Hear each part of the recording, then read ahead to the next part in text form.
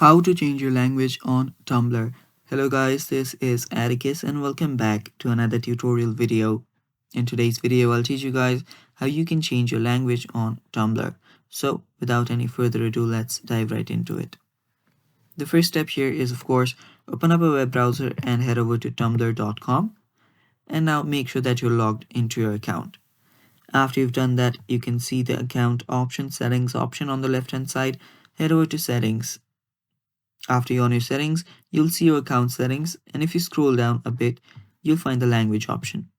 Just expand on the language option and then choose whichever language that you want. So choose on any language, and after you do that, if you scroll down all the way, it just changes your language to, you know, the language that you want it to be at. So that is basically how you can change your language on your Tumblr, guys. That is all for today's video as well. Thanks for watching. Stay tuned for more, and bye bye. Take care.